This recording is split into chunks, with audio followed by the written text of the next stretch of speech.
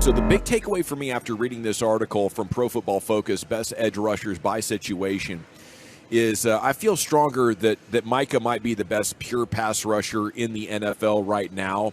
As far as like being the full edge player, I don't know, but I think it's, playing against the run that maybe a guy like a Myles Garrett or one of the Bosa's has the edge on him. But for Cowboys in the story is the other takeaway. They're doing top 5 rankings in all these situations. And it's not just Micah. 3 other players hitting top 5 rankings for the entire league here, which I think shows the depth of this rush. Is it the best Cowboys rush ever? It's the best one I've ever seen in my lifetime. Man, I would have to agree with that. I mean, the DeMarcus Ware days, there were some good ones. Gosh dang it, there were some good ones. But this is a pretty impressive bunch where even a guy like Dante Fowler, you know, like in the role that he's in, he's able to, for at least the first half of last year, he was really getting it done from sacks and pressures and stuff like that, Dorrance Armstrong. But Sam Williams and Micah Parsons are 2 of literally the biggest athletic freak shows on any defense in the sport right now, and that I've seen in like a while. Like, it's crazy to have these 2 type of players. And then there's just so much depth that, and so much focus has to go on Micah too. Yeah, there's like 6 guys that could have been the Cowboys' best pass rusher when Dak came into the league, Oh, for sure. Yeah. Better than Benson Mayowa. Yeah, way better than Benson Mayowa. There's a blast from the past. Micah Parsons took over in the 4th quarter. I think that's really cool. The Cowboys' edge rusher recorded a league high 31 pressures in 4th quarters in 2022. And he recorded only the 6th most pass rushing snaps in the 4th quarter, which is insane. Jeez, dude. Get the most pressures with the 6th most snaps. That is incredible, and he did lead the entire league in that. In 3rd and 4th downs, he was 3rd behind Myles Garrett and Trey Hendrickson, with the note being Micah had the 3rd most opportunities to rush the passer on 3rd and 4th, and also picked up the 3rd most pressures in those situations with 37. Myles Garrett claims 4 different categories: stunts, money downs, Garrett, an elite presence along the Browns' defensive line.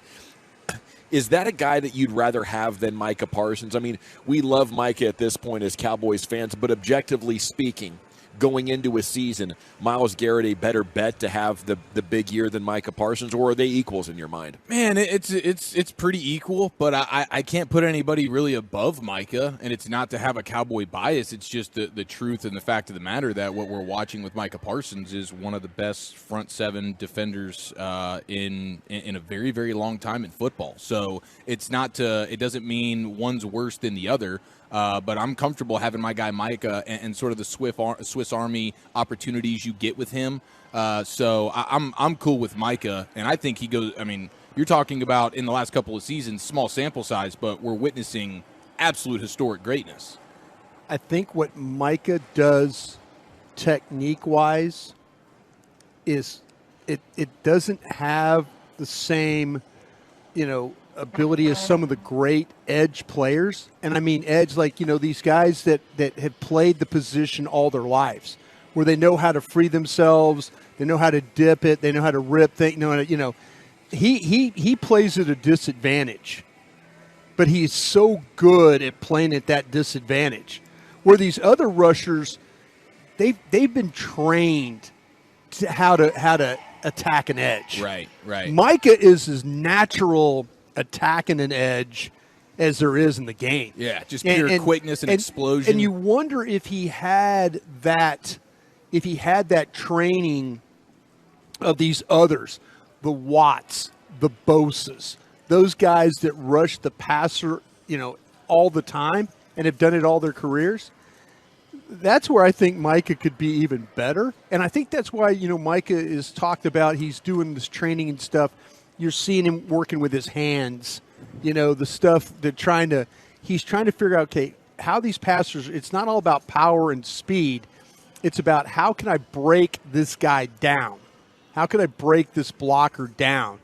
And that's what the really, really the great ones can do. Yeah. And he's doing it on just ability. And I is think what that's, he's doing. I couldn't put it in words quite like you just did there, Brian, but I think that's what I noticed. Like, along with all that technique and that years of experience, there's, just a little something lacking. Micah makes up for it with his speed. Yeah. How much can he build that now that he's in the NFL? Right. I think it's got to be a race against time for him to learn all those techniques that maybe he didn't pick up in college. These great ones know how to break a guy down. Yeah. Micah knows how to. I see the quarterback. I'm going to destroy that blocker, whether it's go through him. Yeah. But you let him have the advantages of those other great pass rushers with technique or how to use technique. You're talking about a totally different cat in a good way. And I do say, and I get 100% what you're saying, and it makes it even more impressive what Micah has done to this point. But I do appreciate the work that Micah's put in where we see him in the offseason. There he is with DeMarcus Ware. Okay, here he is with Whitworth, Andrew Whitworth, this offseason, where he's doing it with the offensive tackles as well. And he talked about how much he learned from even a guy like Lael Collins in the 1 year that they were together and how much Lael was helping him. So he's picking these guys' brains, not just the edge rushers like a DeMarcus Ware, but also the tackles, and Whitworth being one of the best that we've seen as well. And he's getting insights from those guys. Brian Baldinger, another one. Yeah, absolutely. Brian Baldinger's a throwbacks offensive lineman. And then with Whitworth and stuff like that, all of a sudden you figure out why a guy is putting his hands on you or kicking his foot or the punch, and you could break that down even further.